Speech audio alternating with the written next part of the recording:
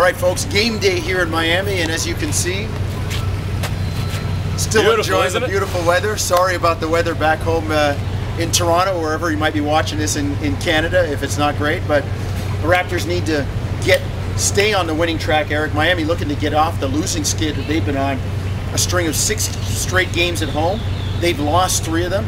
And guess what? They're having meetings in Miami. Dwayne Wade, apparently like Chris Bosh, saying all the talking is done. It's time to play on the floor. See, it's pretty interesting, though, to get the coverage here in Miami versus the coverage that some folks were providing back home, where I think a lot of people in Miami are saying, yeah, it's true.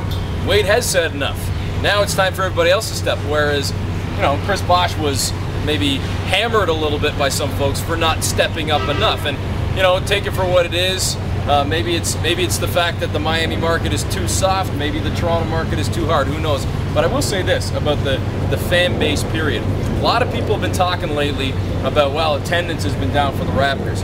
Still in the top half of the league in terms of attendance overall, and ahead of teams like Miami, for one, who I'm going to get to in a second, but ahead of teams like Denver as well, ahead of Phoenix, just behind San Antonio in terms of numbers, Jonesy. So even though the team, I think, has taken a little bit of a dip in attendance, and that's probably because of underperforming, they're still up there. And this team here in Miami, this is not a good sports market. They might have a good team, they might have hoisted a championship a couple of seasons ago, but they're regularly drawing, if they're lucky, 10,000 people to the games here, and it is not a good fan base. So that's something else to consider. Yeah. If you're Chris Bosh, if you're a marquee free agent, do you only care about the cash? Is it winning? Is it both? And do you care about playing in a building that may be a half or a quarter full on a lot of nights? Fair weather fans, not even fair weather, because the weather's always good here, but Dwayne Wade not a happy camper too. There are whispers around Miami here that he might be looking to move on. You know, they haven't really done a lot to support him.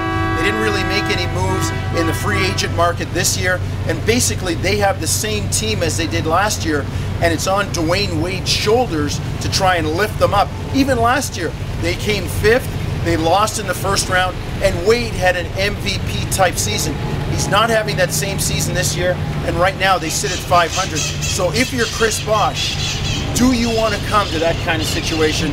A lot of questions to be answered later on. You know, the interesting thing as well, I don't even know if I'm allowed to say these 3 letters on a Fan 590 on a Rogers vlog, but TSN, Jack Armstrong wrote a pretty interesting column that I can agree with completely, and I think Jonesy does as well. In terms of the Raptors, you look at this Miami Heat team, they might be playing well right now, the record might look pretty good right now, but I don't think there's any reason why the Toronto Raptors can't look at this team where they are right now, being 5th in the East, and say, we can't be at least as good as this team. I think this team should be the 5th best team, I'm talking about Toronto, in the East. It's time for them to start stepping up and playing that way. Well, you think about it, at the end of this month, we're going to be through nearly 30 games if you're the Toronto Raptors, and that's more than a quarter way into season. That's a long way in, and you need to start making up some ground right now.